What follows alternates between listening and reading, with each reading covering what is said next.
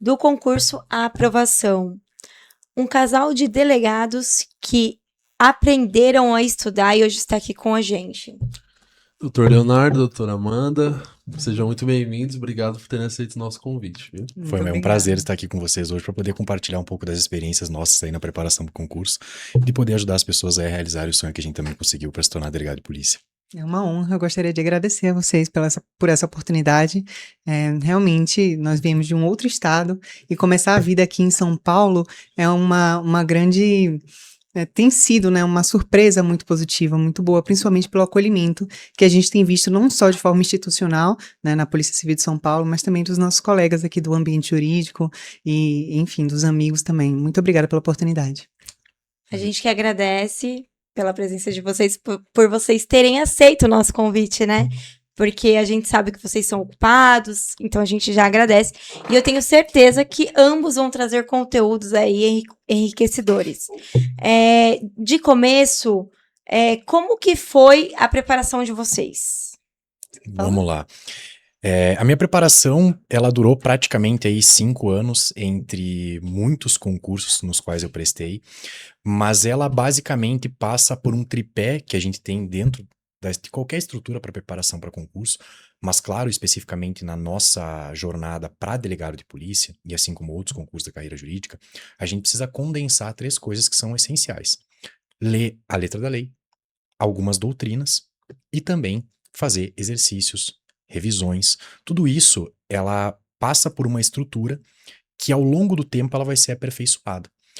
O aperfeiçoamento ao longo do tempo dessas variáveis, como eu disse, lei seca, doutrina, própria jurisprudência, revisões e etc., vai fazer com que você consiga refinar aí a sua preparação, saber como é que está o desenvolvimento, teu desempenho, criando o repertório, fazendo provas, mas sempre com uma estrutura fim, né? Com um objetivo fim para poder alcançar aquele cargo. É muito importante começar, né, com um plano delimitado.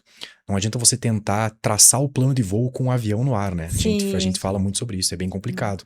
Mudar a rota lá em cima também, ela acaba sendo às vezes um problema. Não que de fato se torne assim um grande problema.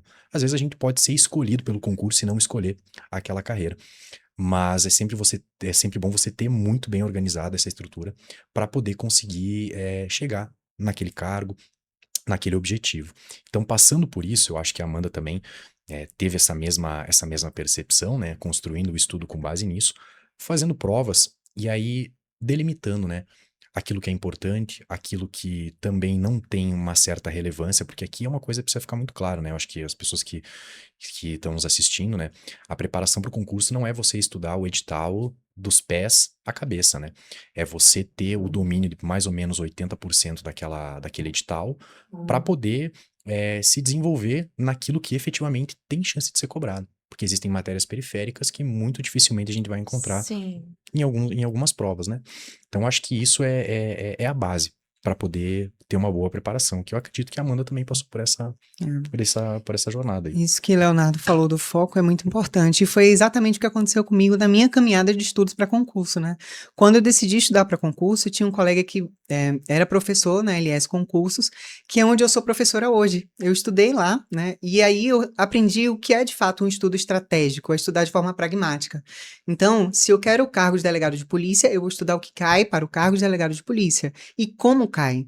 Então, não adianta pegar o edital inteiro, olhar todas as matérias, todos os assuntos de cada matéria e tentar gabaritar um por um. O que importa é ter esse estudo estratégico, né? A gente tem pessoas que são especializadas nisso, professores concursados hoje que são especializados na produção de material para concurseiro, e esse material é um material que foi avaliado a partir de estatística. Então, se cai determinado assunto em um peso maior que outro, é nisso que eu vou dar atenção. O estudo estratégico, ele foca nisso. Não precisa você estudar tudo. Estuda somente o que cai. E isso encurta o caminho entre a decisão de estudar até a aprovação. E acredito eu que seja a maioria que está nos assistindo também, a questão de quem trabalha. Porque a pessoa trabalha, tem uma rotina exaustiva, chega cansado em casa, estuda. Como é que é isso? É conciliar trabalho com estudo? Tem pessoas que às vezes pensam em largar o trabalho para se dedicar exclusivamente aos concursos. Qual é a opinião de vocês? sobre isso? Eu acho que assim, hoje, no mundo da preparação para o concurso, 80% ou até um pouco mais das pessoas que estão se preparando, elas têm uma rotina de trabalhar às vezes 8 horas diárias. Sim. E a grande maioria das pessoas que passam em concurso são pessoas que têm esse trabalho 8 horas diárias e que estudam nos períodos em que tem folga.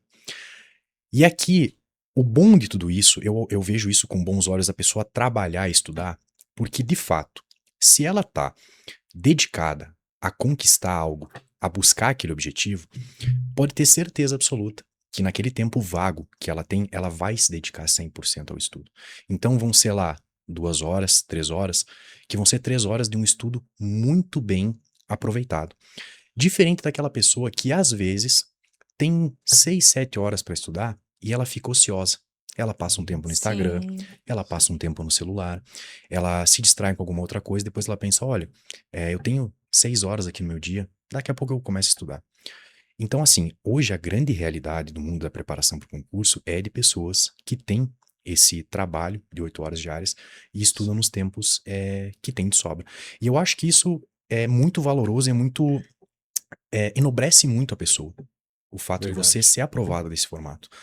Porque, querendo ou não, e aqui especificamente, né, falando de mulheres, mães que têm que cuidar da casa, têm que cuidar dos filhos, às vezes tem que trabalhar e estudam. Então, quanto mais você tiver atividades para fazer e com aquele pequeno tempo que sobra, você dedica 100% da sua energia, isso enobrece ainda mais a sua aprovação. Não que quem tenha o dia todo para Sim. estudar não tenha seus méritos, muito pelo contrário, tem. Mas a realidade é essa, e a gente precisa encarar essa realidade. Eu já tive alunos que me procuraram falando, olha, eu tô pensando em largar o meu trabalho para começar a estudar, porque eu não tô conseguindo dar conta. E eu falo, olha, meu amigo, eu no teu lugar não tomaria essa decisão. Não faria isso. Porém, se você tá consciente e você quer fazer isso, tudo bem. Mas saiba que talvez não seja o melhor a ser feito. Porque você pode aí estar armando uma armadilha para você mesmo, né? De não conseguir se manter concentrado, se manter distraído. E aí depois entra outro problema. Porque as contas começam a chegar, a pessoa já não tem mais aquela renda. Verdade. E aí começa a ter até mesmo uma pressão psicológica, sabe? Então acho que o estudar e trabalhar é o que mais acontece. E se você não desistir, se você estudar, mesmo trabalhando, se sacrificando por um curto período de tempo, vai ter resultado com toda certeza. E eu gostaria de trazer uma outra perspectiva em relação a isso, porque a gente pensa no mundo ideal. A pessoa pode escolher se vai só estudar ou se vai trabalhar e estudar. A verdade é que isso não acontece, né? A maioria das vezes, Sim. a pessoa não tem opção. Eu, por exemplo, não tinha opção. Eu precisava trabalhar, e meu trabalho era de 8 horas diárias, segunda a sexta, e eu conseguia organizar a minha rotina, porque eu tive algumas facilidades. Eu não sou mãe. Então, assim, isso já o tempo que eu tenho, eu ocupo comigo.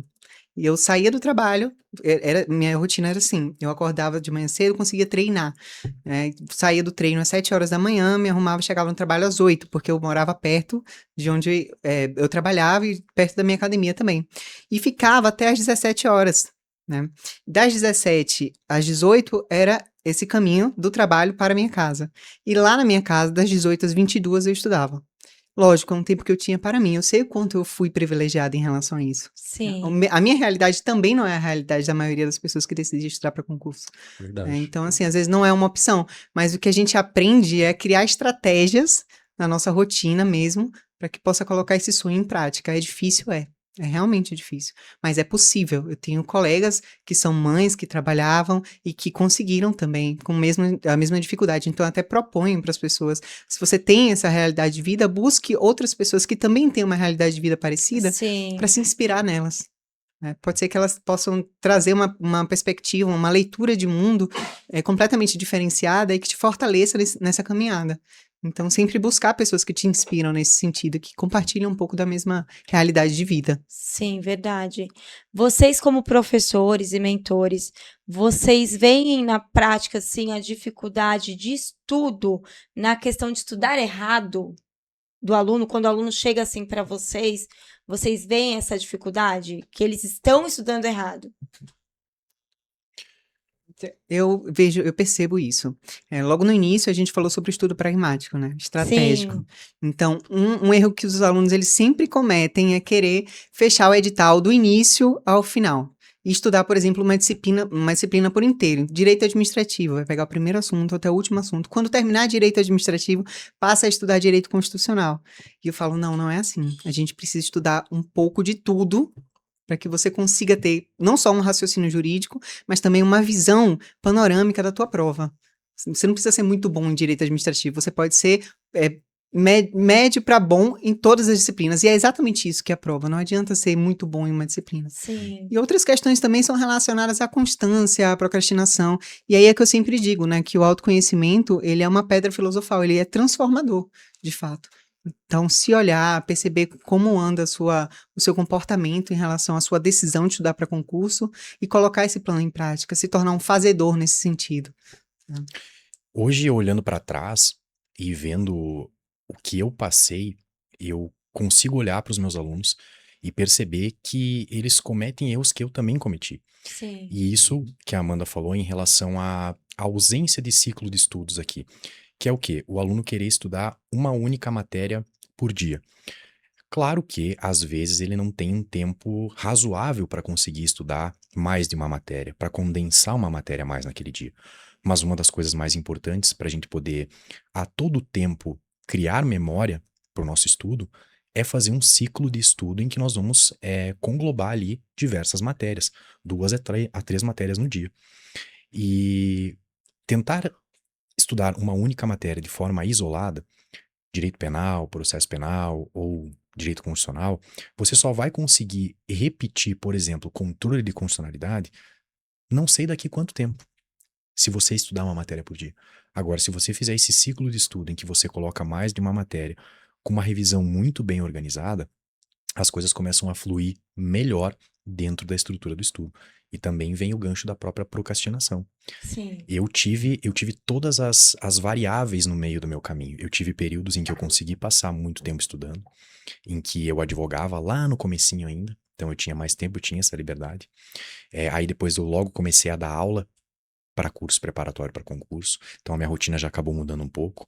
Logo depois eu passei no primeiro concurso, passei no segundo, aí a polícia até facilitou um pouco minha vida também. Antes ela estava aí, 8 horas, na época da assessoria também, então tinha um tempo menor para estudar. Mas quando a polícia entrou na minha vida, sistema de plantão, isso ajudava bastante, porque aí eu tinha mais horas no meu dia para poder estudar e meu estudo estava programado para isso. Então, uma das coisas também que afeta bastante o candidato que está iniciando é a falta de rotina. Sim. É a falta de rotina de ter o estudo organizado, ou seja, na segunda-feira eu vou estudar direito constitucional, direito administrativo e talvez eu veja direito civil. Na terça-feira eu vou estudar penal, processo penal e leis penais especiais. Essa ausência de rotina faz com que o candidato acorde de manhã, ou enfim, na madrugada, no período em que ele tira para estudar, e ele não tenha onde começar a estudar. E isso gera uma frustração muito grande, porque você acha que nunca está evoluindo. Então você lê aquele assunto uma vez, passa um tempo, você lê ele de novo, não conseguiu reter as informações. Então é importante ter o ciclo de estudos com a rotina organizada. Então, a grande questão hoje é os alunos que nos procuram, é justamente por essa ausência. Eles querem tentar organizar a rotina, o mapa do estudo, o ciclo do estudo, saber se é importante fazer revisões, se é importante estudar por questões.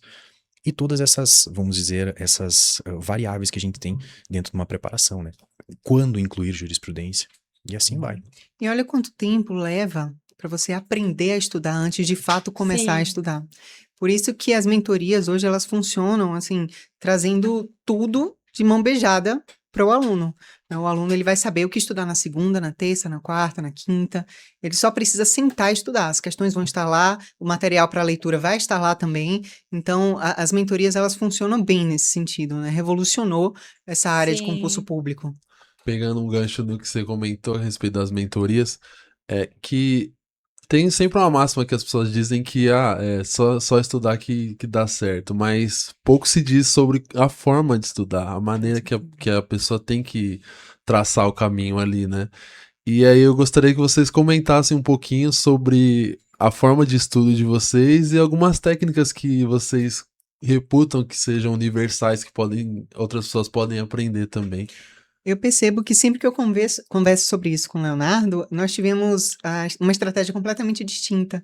É, ele aprofundou bastante nas doutrinas, então ele tem um conhecimento jurídico muito aprofundado.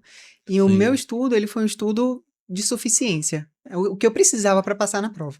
Então, eu estudava através de PDFs, e os meus PDFs, a parte de doutrina, lei seca, jurisprudência, partia para questões, todos os dias. A primeira e a segunda fase, que são objetiva e subjetiva. E a minha leitura era essa, eu não abria um livro de doutrina, a não ser que eu tivesse uma dúvida, né, e Sim. precisasse realmente me aprofundar. Eu passei a estudar as doutrinas mais aprofundada quando eu cheguei na prova oral, porque aí sim, o modelo de estudo é completamente diferente. Mas o meu estudo, ele foi nesse sentido, PDF e questões. PDF e questões. Como a Amanda disse, né, a nossa preparação ela foi diametralmente oposta, né? Eu, quando comecei a estudar, eu tive o privilégio de ter professores fantásticos na minha caminhada. Um deles, o saudoso professor Damásio de Jesus, que, junto com outros professores ali, tiveram a iniciativa de fazer o curso preparatório, etc. E eu lembro que a minha rotina era muito bem organizada no seguinte sentido. Segunda-feira, por exemplo, eu tinha aula de Direito Penal com o professor Damásio, junto com Processo Civil com outro professor. Durante a tarde, esse era o período que eu podia estudar quase 24 horas por dia, lá no comecinho. E eu fiz uma coisa, eu sabia que a minha caminhada logo na sequência ela mudaria. Por que eu tinha essa certeza? Porque independente do tempo que passasse, eu sabia que em um momento eu ia passar no concurso e a minha rotina mudaria e eu não ia mais ter essa facilidade de conseguir estudar a quantidade de horas que eu estudava. Sim. Então o que eu fiz? Eu me dediquei ao máximo nesse período em que eu tinha muitas horas para estudar. Então eu me aprofundei muito nas doutrinas. O que eu fazia? Eu terminava a aula, terminava de assistir a aula dos professores, eu já pegava os livros de doutrina, às vezes até dos próprios professores que haviam me dado aula, e começava a estudar aqueles assuntos. Destacava, fazia as minhas anotações. E aí, junto com isso, uma coisa que eu acho que é muito importante ressaltar também, é que quando a gente está se preparando para um concurso de carreira final, vamos dizer assim, né? Delegado, juiz, promotor, defensor público e essas grandes carreiras, a gente precisa ter um estudo conjunto de todas as fases, porque o concurso público ele não é formado só pela prova objetiva, só pela prova subjetiva, ele tem toda uma série de etapas que tem que passar, que a prova, no nosso caso como delegado aqui em São Paulo, é a prova objetiva, a prova subjetiva e a prova oral. Então, eu criei esse repertório estudando de uma forma completa, porque eu sabia que o meu concurso tinha essas 3 fases. Então, nos livros de doutrina que eu aprofundava muito, eu já pegava, destacava com post-it, fazia perguntas no meio do livro. Então, eu estava estudando lá, vamos dizer assim, escolas penais. Estava estudando escolas penais, ia lá e fazia uma pergunta depois de ter estudado escola clássica. Fazia uma pergunta e respondia essa pergunta no post-it e colava. E aí, eu respondia aquela pergunta em voz alta também, já para treinar para a prova oral. E assim eu fui fazendo. Depois, quando eu aprofundei muito a parte doutrinária, que eu já tinha assim exaurido aqueles livros várias e várias vezes, eu já sabia que eu estava seguro daquilo. E aí, obrigatoriamente, eu precisava mudar o método e focar em outras coisas, que era, por exemplo, resolver mais questões, fazer um caderno de erros daquelas questões, refinar a parte de jurisprudência e colocar ela junto com a doutrina e também com a própria letra da lei. E tudo isso foi se somando. Que aí chegou um momento que eu sabia que eu estava realmente preparado. Agora é o momento que eu estou preparado para enfrentar os concursos do mais alto nível. E aí, me testando a cada momento, fazendo prova. Então eu tive essa parte, sempre estudei como um conjunto, né? Aprofundei bastante. E depois, quando começou a chegar a outras fases, por exemplo, a nossa prova oral, aqui a Amanda falou, que quando ela chegou na prova oral, que foi que ela começou a dar uma acelerada e uma apertada na parte doutrinária. Eu já fiz o caminho contrário. Quando chegou na prova oral, eu já tinha aquele conhecimento doutrinário, eu comecei a refinar outras coisas. Comecei a fazer perguntas assim extraordinárias que eu achava que poderia sair da cabeça de um professor, alguma coisa ali que eu nunca vi na minha vida, E saíram. para eu tentar não ser derrubado. Sim. E acabaram saindo. Mas deu tudo certo. Então, eu tive essa foi a minha experiência, né? E aí, como eu consegui naquelas primeiras horas lá no início do meu estudo, aprofundar bastante em doutrina, ao longo do caminho eu já me sentia seguro, e aí eu sabia, olha, hoje eu vou ter, por exemplo, 3 horas para estudar. Hoje eu não consigo mais ler doutrina agora com a minha rotina. Então eu preciso ter aqueles pontos marcados. De vez em quando eu pegava um livro, ia lá, olhava onde eu tinha sublinhado, onde eu tinha destacado, e aquilo já, pum, na hora já me fazia lembrar o assunto. Foi mais ou menos essa a Agora é minha... interessante perceber que são dois perfis completamente diferentes que Sim. foram aprovados no mesmo concurso. Então, não há um método certo e errado. A gente precisa aprender, e aí a questão de se conhecer, né? Entender como funciona para você. O Léo tem esse perfil de aprofundar mais, ele gosta da academia, da carreira acadêmica. Eu gosto também, mas eu me ocupo de outras coisas primeiro. Então, eu também faço eu fiz o TCC agora, né, pós-graduação. Então, a gente realmente aprofunda, mas eu acho que, no meu ponto de vista, eu acho que toda essa discussão doutrinária, ela tem um lugar específico, que, no meu ponto de vista, não é no concurso público. Não é agora, na primeira e na segunda fase. Mas Léo, ele já tem essa postura de fazer o estudo conglobante. Excelente. São dois perfis que chegaram no mesmo lugar. Sim. Então, o aluno, ele precisa se entender como que funciona. E analise isso através do seu desempenho, através das suas notas, dos seus simulados. Isso que é importante. O doutor falou uma coisa interessante sobre doutrina, né? Sobre jurisprudência, sobre a lei seca. Na sua visão e na visão da doutora, quando o candidato ele tem que dosar isso? Eu acho que assim, entra muito na questão que a Amanda já veio falando sobre o autoconhecimento, né? Quando você tem esse domínio e você percebe, e aqui precisa ser feito um exercício muito honesto. Você tem que ser muito honesto intelectualmente antes de avançar. Se você tá tendo dificuldade num ponto, você tem que parar, ler ele novamente, se for necessário reler, quantas vezes for preciso. Isso é um exercício de honestidade intelectual e o candidato tem que ter isso. Soberba intelectual não vai ajudar Sim. a ser aprovado. Esse é um grande mal, que às vezes a pessoa olha e fala assim, não, eu já sei isso. A presunção, aquele ar presunçoso de você achar que sabe tudo é uma coisa. Mas quando você tem o autoconhecimento e você sabe, olha, essa matéria aqui eu sei o que é fato típico e ilícito culpável, eu sei o que é a teoria do crime, eu sei o que é criminologia. Existem coisas que são conceituais e que elas não vão mudar. Sim, E quando verdade. você entende aquele conteúdo, você sabe que você pode avançar. Outra coisa é a jurisprudência, que aí eu vou entrar na questão da jurisprudência e da lei seca. Por quê? Porque a jurisprudência, ela vem alternando a todo momento. Sim. A todo momento ela vem Sim. mudando. E assim, a gente pode ter uma decisão hoje sobre determinado ponto específico, vamos colocar lá sobre prisão em flagrante, prisão preventiva, própria Lei Maria da Penha, que hoje tem muita incidência, o STJ vem batendo nisso há muito tempo. Então ali você precisa realmente assim, olha, eu sei isso, vou ver uma decisão nova. Deixa eu olhar aqui o que tá dizendo, para ver se eu não tô confundindo o meu estudo. Aí depois você avança. A lei é a mesma coisa, você tem que estar atualizado com a lei. Porque assim, se tem uma coisa que cai em concurso, é atualização legislativa. Sim. E aí o que acontece é o seguinte, às vezes o candidato ele tá muito preparado. E às vezes o candidato tá preparado para acertar as questões mais difíceis. E aí as questões fáceis que aparecem lá, como por exemplo, uma novidade legislativa sobre a modificação da pena do crime de furto que a gente teve recentemente. Sim. Se o candidato não estiver atento a isso, ele erra uma questão que é fácil Coloca ele fora. e deixa ele pra fora. Perde Sabe? ponto besta, né? Mas como eu falei, a honestidade intelectual de saber onde você tá pisando. Se você tem o domínio daquele conteúdo, você avança. Se não, você dá um passo atrás e revê ele novamente. Tudo é autoconhecimento. E isso que eu tô falando pra vocês é o que funciona pra mim. Eu e a Amanda somos o exemplo de estudo completamente diferente. E nós dois passamos no mesmo concurso, como ela falou. Uma coisa que eu concordo com ela, que eu acho que é essencial, ela disse assim, eu tive o estudo, e aqui eu vou colocar entre aspas, superficial para ser aprovada, para depois na prova oral eu começar a aprofundar na doutrina. E o que ela fez tá certo.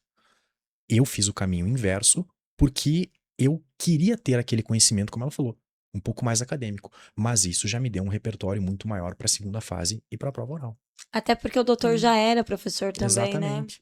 Mas lembrando também que cada concurso demanda da gente uma postura diferente. né? Sim. Então, se a gente pensar em um concurso como a magistratura, por exemplo, aí realmente não.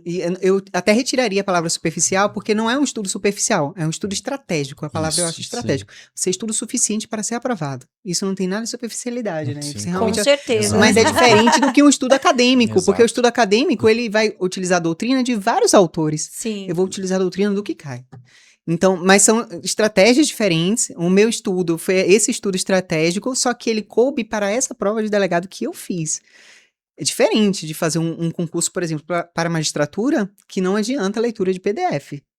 Realmente você precisa saber o entendimento de todos os tribunais, o entendimento de todos os autores. Você precisa ter um repertório acadêmico muito bom para desenvolver um raciocínio jurídico, uma concatenação de ideias que só a leitura vai te trazer. Sim. Então, cada concurso ele demanda uma postura diferente. Vocês tocaram num ponto da jurisprudência que aí agora com o CPC ganha relevância, né? Ainda maior, né? Como Os como precedentes. norma jurídica É. propriamente dita. Uhum. Como é que vocês faziam para conciliar a jurisprudência no estudo diário de vocês? Porque, que nem o doutor falou, a cada dia que passa sempre tem uma decisão nova e como é que o candidato Uhum. lida com isso? Então, é importante estar atualizado, porque é exatamente isso que coloca o candidato fora das vagas. Então, na leitura de PDF, por exemplo, na mentoria, a gente produz um PDF. Nesse mesmo PDF diário, tem a leitura de lei seca, a leitura de doutrina e também de jurisprudência. Então, essa leitura, ela conjunta, e desde o primeiro dia de estudo. Para delegado de polícia é importante. Não vai deixar para estudar jurisprudência depois. Não, a lei seca, doutrina e jurisprudência de forma conjunta desde o primeiro dia de estudo. É assim que tem que funcionar. É isso mesmo, eu acho que a jurisprudência ela precisa fazer parte inicial do estudo. Ela não pode ficar de fora, porque quanto mais você retardar esse estudo da jurisprudência, mais decisões você vai ter que estudar. Sim.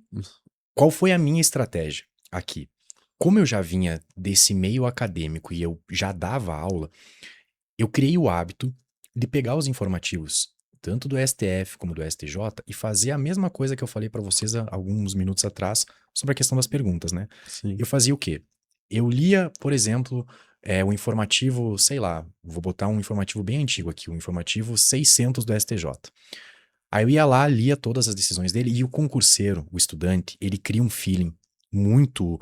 ele começa a apurar a percepção dele sobre o que é importante e o que não é importante. E isso na jurisprudência e também nas próprias matérias, que foi aquilo que a gente comentou anteriormente. A gente tem matérias que são importantíssimas e outras que são periféricas que a gente pode deixar para estudar um período mais tarde. A jurisprudência não é diferente. O que a gente tem que se atentar? A jurisprudência a gente vai dar atenção às decisões da Corte Especial do STJ, em matéria criminal, decisões da terceira seção, que é a união da quinta e da sexta turma, e aquelas decisões, tanto da quinta como da sexta turma, que a gente vê ali que tem algo diferente, como por exemplo, Lei Maria da Penha, estupro de vulnerável, a questão da própria vulnerabilidade. A gente teve decisão recente agora do STJ, mais uma vez sobre isso, sobre o artigo 217A. Então, assim, o estudante ele acaba criando esse feeling, saber o que é importante e o que não é importante. Porque às vezes você olha, tem uma decisão ali de uma turma do STJ, da quinta ou da sexta turma, falando especificamente da nossa área, matéria criminal, que você vê ali é só uma questão assim, para julgar determinada matéria precisa ter violação aos bens, interesses e serviços da União, competência da Justiça Federal. Isso assim, vamos dizer, entre aspas, é chover no molhado. O candidato já sabe isso. Então isso não é o problema. O problema é ele refinar, como eu disse, as decisões que são importantes. E aí o que eu fazia? Eu pegava aquele informativo, eu lia ele. Depois que eu li o informativo, li o inteiro teor das decisões, eu simplesmente, gente, metodologia mais simples possível. E eu tenho certeza que isso vai fazer diferença para muita gente. Eu pegava um post-it, assim como eu fazia com os livros, eu copiava o destaque daquela decisão. Então, se aquela decisão ela estava falando sobre prisão preventiva, prisão em flagrante, medidas protetivas de urgência, estava falando sobre recursos, enfim, eu ia lá no Código de Processo Penal, abria o Vademecum e colava aquele post-it. Quando eu ia ler a lei seca, eu lia lá o artigo 312 do Código Penal, os requisitos da prisão preventiva, e automaticamente eu já tinha naquele post-it a decisão mais recente do STJ. Quando eu via que aquela decisão ela tinha sido substituída, tinha havido uma mudança no precedente, eu só tirava aquele post-it e colocava o novo. Acabou. Simples. Prático. É uma coisa tão simples, gente. E aí, às vezes... Eu não tenho foto aqui do meu Vademecum, senão eu ia mostrar pra vocês, assim, ele tá mais ou menos desse tamanho, assim. É muito maior do que o naturalmente. Por quê? Porque ele tá recheado desse tipo de coisa. Então aquele Vademecum eu fui carregando ele muitos anos com essas pequenas estratégias. Eu li a letra da lei, eu já sabia o que tava na jurisprudência, criei memória fotográfica e aquilo ali me ajudou muito. Eu acho que é uma coisa que facilita para quem não tem tempo. Porque a pessoa que não tem tempo, ela usa essa estratégia. Agora, se você tem tempo, você quer aprofundar mais, aí você pode assinar informativos de outras plataformas, enfim, para poder ler ele completinho. Mas se você não tem tempo, essa é uma ótima estratégia. Tenho certeza que vai funcionar. E até porque enquanto você tá escrevendo, a mente automaticamente já tá Exatamente, gravando ali, né? Funciona assim também. Então, eu, por exemplo, funciona assim. Enquanto eu estou escrevendo, minha cabeça já vai. É. E quanto tempo antes de estudar? Eis a pergunta do edital sair. Porque, assim, tem nada contra, tá? Mas tem um pessoal que vem de mentoria aí que fala: não, saiu o edital, dá ainda tempo. Na visão dos doutores, funciona, não? Cuidado, muito cuidado. Particularmente, eu acho que o máximo de tempo que você puder estudar antes de sair o edital, melhor. Porque o pós-edital é para você refinar. Você já Sim. tem conteúdo, você já sabe. Agora a gente vai aparar as arestas para você ir com excelência para a prova. Os seus candidatos estão indo com excelência para a prova. Então, estudar em pós-edital é temerário demais. Não aconselho, não recomendo. Eu acho que algumas pessoas me procuram depois, né, quando sai o edital. Falam: Amanda, vamos fazer o pós-edital? Vamos fazer. Mas saiba que é possível passar? É possível. É provável? De antemão, já te digo que não. Sim, desde que você também já venha com uma bagagem, né? Precisa de repertório. Claro. Quantas provas de delegado de polícia você já fez? Porque Sim. antigamente, a prova de delegado de polícia, ela tinha um pouco mais de facilidade, né? Aliás, era um pouco menos difícil de ser aprovado. Hoje em dia, ela está totalmente vinculada, né, aos conteúdos jurídicos de magistratura, MP e defensoria pública. Então, o nível realmente é muito alto. E quando a gente pensa em um pós-edital, o pós-edital é para refinar. Se o aluno ele não tem essa experiência, dificilmente ele vai ser aprovado. E a gente precisa jogar com honestidade com o aluno. Eu não vendo mentira, né? Eu não gostaria que vendesse para mim e trate meu aluno dessa forma. Então, a gente pode trabalhar no pós-edital, sim, faça para ganhar repertório, faça para aprender a fazer prova, para entender e ficar imerso nesse mundo do concurso público. Mas foque para além disso. Né? Infelizmente, no mundo da preparação para o concurso, existem os contadores de histórias, né? Que eles acabam fazendo um estelionato jurídico ali. Esse é um Sim, fato. Esse é um fato verdade. inegável. A gente sabe que isso Sim. tem muito. O aluno também percebe isso.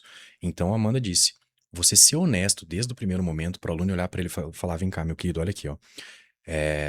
Saiu o edital, você quer começar a se preparar agora? Tranquilo, não tem problema nenhum. Vamos montar um plano estratégico, mas assim, ó. A chance de você não passar é altíssima. Isso tem que ser falado. As pessoas têm que ter isso muito claro. E como a Amanda falou, quanto mais cedo a gente começa a estudar para um concurso, maior a nossa chance de passar. Agora, começar a estudar no pós-edital, achar que vai fazer um milagre, vai estudar 6, 7, 8, 9, 10 horas por dia e vai passar. Gente, desculpa, isso não vai acontecer. Isso não vai acontecer. Você não vai passar. Você não vai passar, essa é a verdade. Mas tem muita gente no nosso mercado que vende fumaça, como a gente diz, Sim. né? E acaba vendendo pro pessoal. Olha, não, dá tempo, vem cá, dá tempo. Vamos fazer um reta final de 3, 4 meses. Meu amigo, como é que você vai fazer um reta final de 3, 4 meses aí num pós-edital para um cargo delegado de polícia, promotor de justiça, juiz, defensor, procurador da Fazenda, auditor da Receita Federal? Existe isso, É gente. humanamente Se impossível. você não estiver se preparando há 1, 2 anos, e aqui eu tenho uma métrica, a Amanda foge à métrica que eu tenho e que eu acabo percebendo. Para você passar num concurso de carreira jurídica, pelo menos 3 anos. Ela tem algo diferente, porque ela encontrou o método de estudo dela. E ela teve essa estratégia e conseguiu aplicar isso, funcionou para ela. Mas em média, gente, num concurso de alto nível, como os nossos, é no mínimo 3 anos para você se aprovar. Você não vai conseguir se aprovar em 6 meses. Eu sinto muito pelos candidatos que acabam caindo no conto do vigário que a gente Sim. fala. Eu Conto do gostaria de vigário. falar sobre isso porque estudo para concurso público é repetição. Quando ele fala de 2 a 3 anos, é porque a gente tem um conteúdo tão grande, tão amplo, que a gente precisa olhar ele e repetir, e Sim. repetir, e repetir, e repetir, para entender de fato o que é que a prova está exigindo de você, qual o raciocínio que você precisa aplicar ali, só com a repetição. Então, às vezes, o aluno ele consegue fechar o conteúdo em menos tempo, mas o que vai fazer ele ser aprovado é a quantidade de revisão que ele fez. É isso que vai fazer a diferença. Então, eu gostaria de falar sobre isso e também sobre a questão da fantasia, né, da fumaça que a gente estava conversando. Concurseiro, é importante a fantasia porque ela é a força motriz, ela coloca a gente Sim. para caminhar. Mas concurseiro precisa se despir de ilusão, na minha opinião. Tem que enxergar as coisas como elas realmente são. Então, para estudar, você precisa de disciplina, você precisa de comprometimento, você precisa de decisão. Eu decido estudar para concurso público e vou. É só assim que você vai conseguir um resultado e um bom desempenho. Então, se ficar se iludindo, criando fantasia e se alimentando disso, dificilmente vai sair do lugar. Sim. Então, meu primeiro contato com o concurseiro é esse. Assim, a fantasia aqui ela é legal porque ela te estimula. Então, se Verdade. imagine com Te distintivo, impulsiona, se né? imagine como delegada de polícia e acabou aí. Depois Sentar e é estudar. pezinho no chão. É Exatamente, aquele exatamente. famoso bunda, cadeira e hora, né? A pessoa tem Exatamente. que... As horas de voo, né? Vai sentar na cadeira, vai estudar, vai repetir, vai ficar cansado, não vai mais aguentar ler sobre teoria do crime, não vai mais aguentar ler sobre recursos, sobre muitos assuntos, sobre controle de constitucionalidade, sobre atos, poderes administrativos, não vai aguentar, mas vai ter que repetir. Sim. Não tem segredo. E aí, vocês, na carreira policial, o que vocês identificam de diferente na preparação? Como é que é essa forma de preparação que diferencia das outras carreiras jurídicas? Eu acho que assim, existe uma coisa que a realidade das provas, ela se modifica de estado para estado. Então, assim, primeiro ponto é o seguinte: o estudante ele decidiu que ele quer tal carreira. Ele quer ser delegado, ele quer ser promotor, ele quer ser juiz. Beleza. Você tem algum estado específico? Ah, eu quero ser delegado aqui em São Paulo. Eu quero ser promotor lá no Rio Grande do Sul. Eu quero ser juiz na Bahia. Beleza. Esse é o seu plano. Esse é o seu plano final? Perfeito. Você vai prestar concurso em outro estado? Ah, eu vou. Ótimo.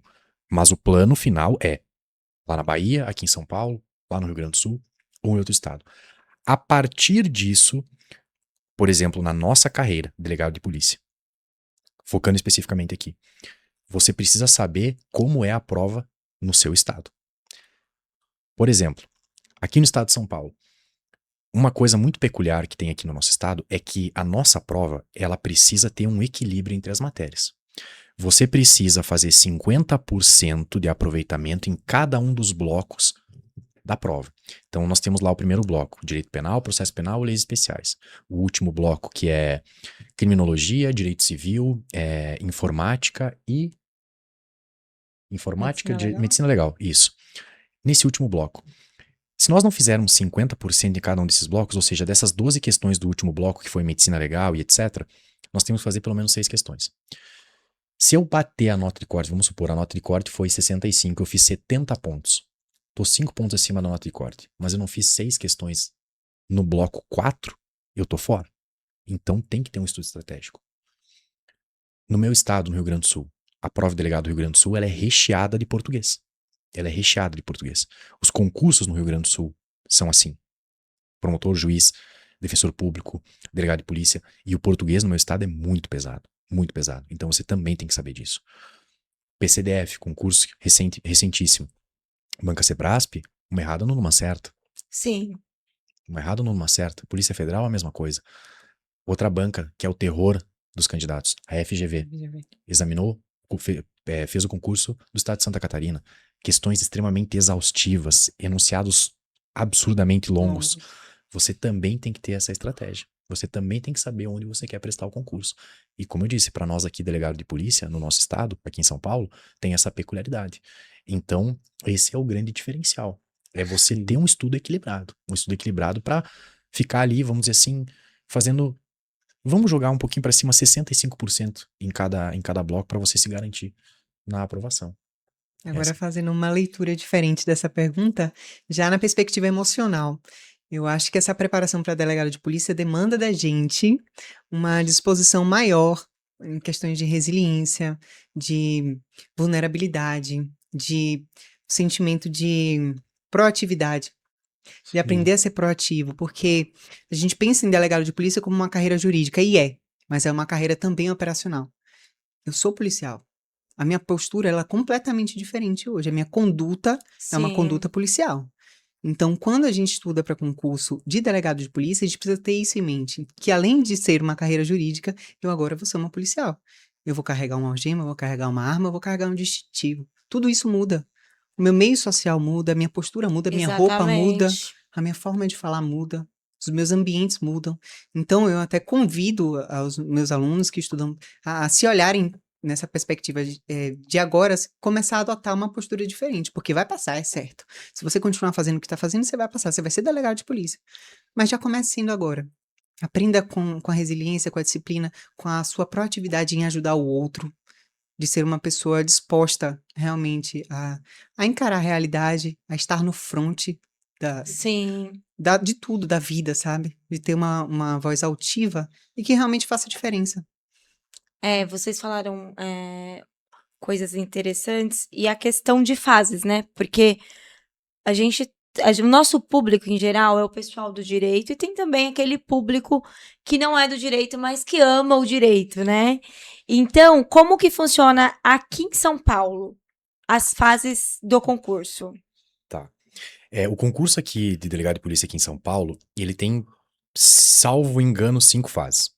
A gente tem a prova objetiva, a gente tem a prova subjetiva, a gente tem a prova oral e a prova de títulos. Então são 4. Psicotécnico E o também. psicotécnico. Só que o que acontece? Aqui no estado de São Paulo, diferente de outros estados, o psicotécnico, pelo menos no nosso concurso, não foi eliminatório. Então, são essas 5 fases. Tem também o teste de aptidão física em outros casos, né? Mas aqui em São Paulo ele faz parte do curso de formação. Então, em regra, e aí acho que é o brilho da nossa carreira, como a Amanda falou, é a gente ter a nossa carreira jurídica e, ao mesmo tempo, a nossa parte operacional. Sim. Então, a Sim. gente muito se fala sobre sobre uma carreira híbrida, né? Tanto a parte operacional como a parte jurídica. E o brilho de tudo isso é que uma das etapas do nosso concurso é justamente o teste de aptidão física, que isso é natural para todos os concursos policiais. O que difere o estado de São Paulo dos demais estados é que o teste de aptidão física, por exemplo, para nós, como eu falei, ele é uma etapa do curso de formação. Ele é diferente de uma etapa do concurso, para que as pessoas entendam. Quando você passa num concurso policial, diferente dos outros cargos, você passa por um curso de formação policial, que você faz na academia de polícia. Na academia de polícia, você é treinado para se tornar policial. Porque assim, querendo ou não, as pessoas que já eram policial já sabem Sim. como agir. Mas tem pessoas que não eram policiais e que precisam criar esse repertório e entender como se portar, como enxergar o mundo através dos olhos de um policial, que essa pessoa vai se tornar. Então, aqui em São Paulo, é basicamente essas fases. Então, prova objetiva, prova subjetiva, prova oral, prova de títulos, psicotécnico e depois a prova de títulos ou o psicotécnico, o prova de títulos e o psicotécnico. São essas fases aqui em São Paulo. Outros estados, como eu disse, teste de aptidão física é a etapa do concurso. Às vezes tem até concursos que não tem essa fase, eles são suprimidos, tá? Às vezes o psicotécnico também é eliminatório em outros casos, mas a particularidade do nosso estado é essa. Mas assim, aproveitando essa questão do nosso estado, do concurso de delegado daqui de São Paulo, e Leonardo se deu muito bem nesse sentido, porque as exigências do concurso, principalmente após a prova oral e também no curso de formação, foram exigências pautadas muito na academia, sabe? Na carreira acadêmica. Os nossos professores são mestres, são doutores, muito inteligentes, trazem novas teses. Sim. Então, escrevem livros. A gente, na academia de polícia, a gente aprendeu, e era obrigatório agora, a gente fez também uma pós-graduação em Direitos Humanos e Segurança Pública, e nós fizemos um trabalho de conclusão de curso, que foi um artigo, e outras pessoas já começaram a produzir livros também. Então, o estado de São Paulo, ele tem uma postura diferenciada em relação aos outros estados. Eu percebi isso durante o concurso, já ali na prova oral, Sim. a forma como eles cobravam da gente o conteúdo. E também depois, né, quando eu entrei no curso de formação, eu percebi, eu falei, meu Deus, é diferenciado. É uma academia de polícia que durou 9 meses, mas foram 9 meses, assim, completamente disruptivos. A gente aprendeu a ter uma visão de mundo completamente diferente. Falando em academia e doutrina, assim, eu, quando eu me preparava também, ainda me preparo para concurso em geral, antigamente fazia muita besteira, assim, de achar que só ler a doutrina seria o carro-chefe ali para passar, né? Uhum. Sabia correntes doutrinárias, tudo, mas negligenciava em outros aspectos. Eu queria saber de vocês, assim, o que vocês olhando lá atrás, o que vocês fizeram de errado que não fariam hoje com a cabeça que vocês têm pra... Eu vou pegar esse gancho agora, então, da tua pergunta isso que tu acabou de me falar, eu tenho um colega que fazia exatamente a mesma coisa. Esse meu colega hoje é delegado aqui em São Paulo também, é meu sócio, inclusive. O Matheus, se estiver assistindo, um abraço. É. Ele fazia exatamente isso e ele vai saber que eu tô falando, porque ele mesmo me contou essa Sim. história. Ele só lia a doutrina. Só lia a doutrina. E ele não conseguia passar. Até o momento que ele virou uma chave na cabeça dele e disse, olha, eu preciso mudar alguma coisa. Aí ele começou a ler a letra da lei. Quando ele começou a ler a letra da lei, bum, o desempenho dele explodiu. Aí ele começou a passar em um concurso atrás do outro. Ele cometeu isso. O meu erro foi começar a fazer exercícios muito tarde. Eu tentava dar a volta, né, nos meus ciclos de estudo, fazendo revisões, e aí eu incluía exercícios ao final, só que eu não fazia exercícios suficientes. E uma coisa que eu atrasei também foi o caderno de erros. Porque depois que eu fiz um número, assim, vamos dizer, baixo de questões, aí eu comecei a fazer um número razoável, aí quando eu cheguei num número elevado, eu vi que eu precisava fazer algo a mais. Aí eu comecei a fazer um caderno de erros. Aí eu fiz esse caderno de erros a partir dos meus erros nas questões, e aí o meu desempenho também melhorou muito, assim. Meu repertório aumentou, meu desenvolvimento aumentou, eu comecei a me sair muito melhor, e aí depois as aprovações já começaram a aparecer. Então esse foi um erro. Eu comecei a fazer exercícios muito tarde. Tentava fazer ciclos e ciclos e deixei os exercícios para depois. Eu tive 2 erros, assim, que foram muito nocivos pra mim. Que o primeiro foi não criar um microambiente de concurso público. Eu não tinha nenhum amigo que estudava para concurso. Eu não seguia ninguém nas redes sociais que estudava para concurso. Eu não sabia quando estava, onde que a galera se encontrava para estudar. Eu não sabia que tinha salinha de estudos para concurso. Simplesmente, a única pessoa que eu conhecia foi quem me indicou a mentoria da LS. E foi lá, assim, eu recebia os PDFs e eu lia. E só, não criei esse microambiente. Então eu viajei para fazer prova, não conhecia ninguém. Todo mundo já se conhecia. Tanto porque pegou o ônibus junto, porque Sim. tinha grupo de WhatsApp, grupo de Instagram, se seguiam, enfim. E eu percebi que existe, né, uma realidade paralela que eu precisava fazer parte para me retroalimentar também. Para entender como que funciona o concurso. Sim. Um vai ajudando o outro. É um vai ajudando o outro. E informações que são muito importantes que você demora para perceber Sim. sozinha, nessa caminhada solitária. Então, criar um microambiente é muito importante. Eu falo, sigam pessoas nas redes sociais que falem sobre isso, se insiram nesse meio. E o outro erro foi, eu não necessariamente acho que isso é um erro para todo mundo, tá, gente? Mas o meu erro foi assistir videoaula durante muito tempo. Porque você passa ali 1 hora de videoaula, você leria muitas páginas de um PDF. Então, às vezes, você pega um assunto que leva 1 hora do seu dia, mas você estudaria outros tantos assuntos nessa mesma hora. Então, a leitura do PDF, ela é melhor. Você consegue aprender mais em menos tempo. E eu passei muito tempo assistindo videoaula, porque eu achava que e tenho mesmo uma memória auditiva. Então, eu falei, vou aproveitar minha memória auditiva e assistir videoaula. Só que, de fato, eu poderia ter aprendido mais em menos tempo. Eu quero só fazer um gancho, isso que a Amanda falou sobre o Claro. microambiente, que é muito importante. Eu passei pela mesma situação que ela. O meu estudo ele foi totalmente solitário. De todos os meus colegas de faculdade, nós somos em 3 que trilhamos o caminho do concurso. E cada um trilhou uma carreira. Nós não nos encontrávamos fazendo prova. Nós não nos encontrávamos para estudar. Um colega meu passou para promotor e outro para defensor, ambos lá no Rio Grande do Sul. E nós 3 tínhamos um estudo completamente solitário. Eu passei todo esse tempo estudando sozinho. E isso que a Amanda falou sobre o microambiente, ele é importante. É importante você estar inserido no microambiente para poder criar relacionamento, ter amizades, poder compartilhar o conhecimento. Mas outra coisa que precisa ser falado também é que quando você está nesse microambiente, você também precisa ter cuidado. Porque existe uma coisa no nosso meio de estudo que é a competitividade. Vaidade. Às vezes, a vaidade. Às vezes, o teu coleguinha que está do teu lado, ele vai te apoiar. Até o momento que você passar e ele ficar com inveja de você. Você precisa se blindar disso. O microambiente, ele é importante. Você precisa estar com pessoas que estão vivenciando aquela mesma situação para você saber, poxa, não tô sozinho. Tô passando dificuldade, meu colega também tá passando. Vem cá, vamos se ajudar. E aprender também. Aprender, exatamente. Mas você também precisa botar um pé atrás, frear e perceber quem são as pessoas do microambiente que realmente querem te ajudar. É uma Porque verdade a essa. competitividade dentro do mundo do concurso ela é extremamente nociva. Vai ter pessoas que vão querer passar rasteira em vocês. E vai acontecer isso muito, muito mesmo. Então, fiquem com os olhos bem atentos. Saibam selecionar as pessoas que estão perto de vocês. Porque assim, a hora que você passar, muitas pessoas vão se revelar. As que realmente te apoiaram e as que você achava que estavam te apoiando. Aí Você- você vê quem é quem de verdade. né? Exatamente.